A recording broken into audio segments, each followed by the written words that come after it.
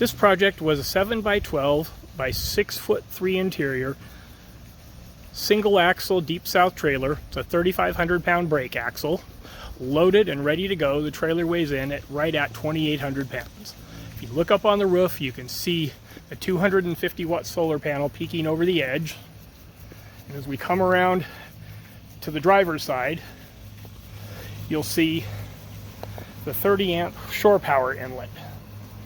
We'll continue around, and the white windows are temporary windows. We'll talk about those once we get inside. You'll also notice there's a spare tire carrier mounted on here. We're going to put 2 locking lugs on the carrier, 1 locking lug on each wheel. Above the carrier is the exhaust vent for a 5,000 BTU air conditioner, and the refrigerator vent up above the top of the air conditioner is actually the air intake for that window unit. It brings in the air to cool the compressor and the fan. As we come around the rear, it's a ramp door. We had the ramp adjusted so it opens and closes very easily. It's almost 2-finger operation. And the camera up on top is a Yakri rear view camera. The owner of this trailer wanted the camera not just for backing up, but for actually rear view while he's going down the road. They're pretty much towing novices, and they wanted as much help as they could get to see behind them. So we come around to the passenger side. We have another window. As we come up to the side door, you'll notice that not only is there the bar lock latch, but there's also a shed door handle that locks on there, which makes it easier to get in and out. And for those of you naysayers who say somebody will lock you in, once the Proven Industries puck locks are put on the bar latch with the handle open, the door can't be locked from the outside. Looking in from the rear, you'll notice a 34 by 75 fold down bed on each side with 15-inch deep storage cabinets underneath it. Puts quite a bit of storage in there.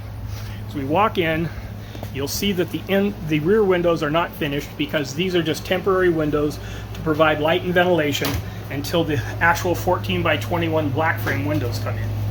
You'll see the panel on this side, and as we pan around the trailer, you'll see the panel on the other side. Both of those spots are where 14 by 21 black frame shed windows are going to go in. The shed windows won't be in until mid-October 2021. They are literally on a slow boat from China. The beds down is a pretty simple process. You just lift up the legs and lock them. They have a trigger release to fold them back down so they can't fold down while you're laying on the bed. Then you pull the latch, twist it, lift it up, and drop the bed. And what you have is a 34 by 75 memory foam mattress.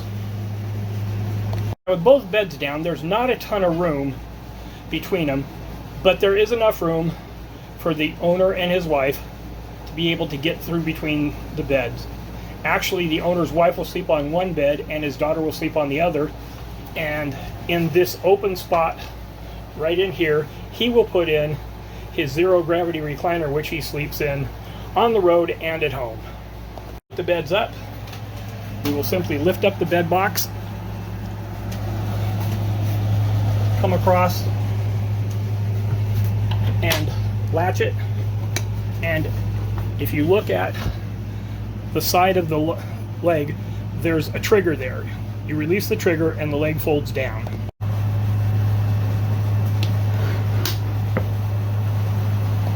In the ceiling we have 7 recessed LED lights. The total light wattage is 21 watts, which is very, very minimal. And they're controlled by a switch on the wall next to the door. Easy access from outside so you don't have to get into a dark trailer. As we look down on the door, you'll see the shed latch handle. And with the handle, simply twist it down, the door opens. Bring it in, twist it up, the door closes, and you slide the latch, and the latch locks it so it can't be opened. Just like that. So we continue around the front.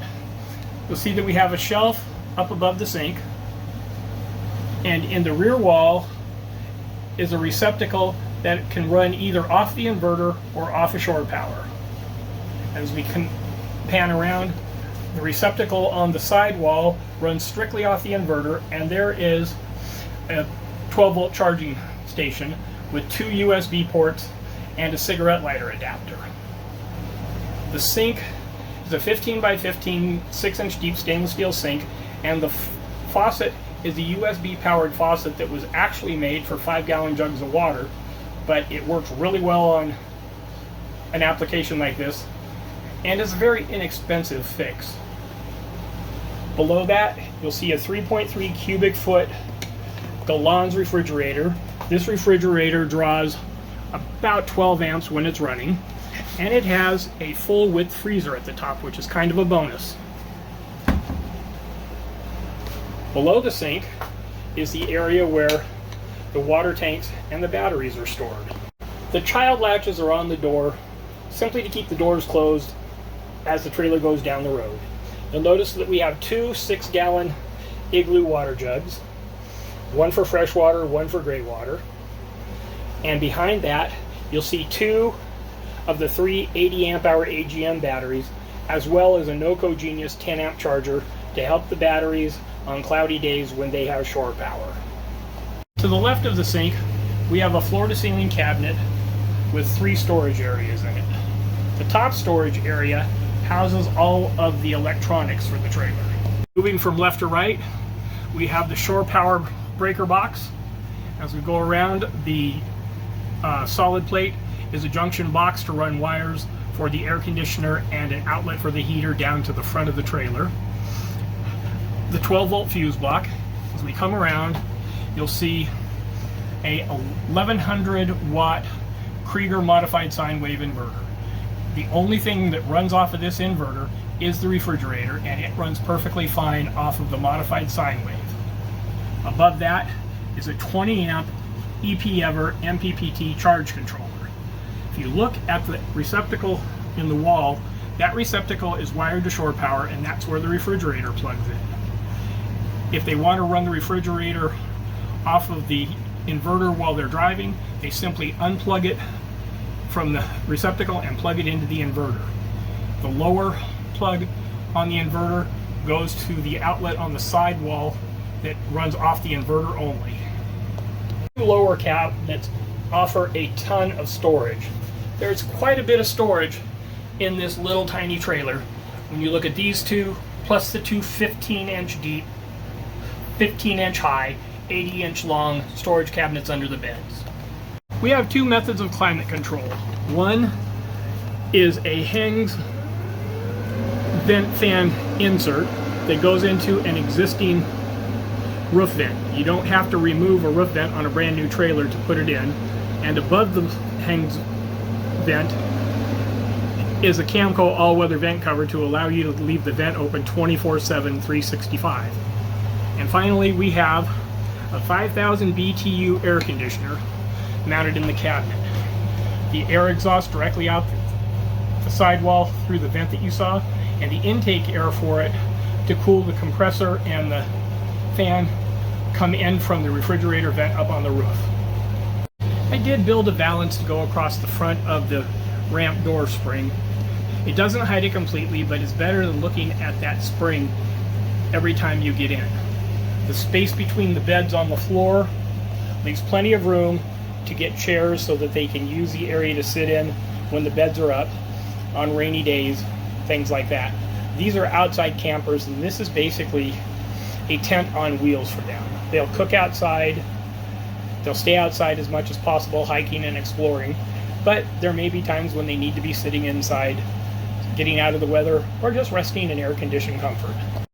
They're planning on using the ramp as a deck, and they've already ordered magnetic screens for the ramp door opening and the side door. Well, this concludes our look of the almost finished 7x12 family camper. We'll do an updated video when we get the new windows in, or we'll just edit this one and add it to it. I appreciate your time. Thanks for watching, and if you would, please give the video a like and subscribe to the channel. We'd love your support.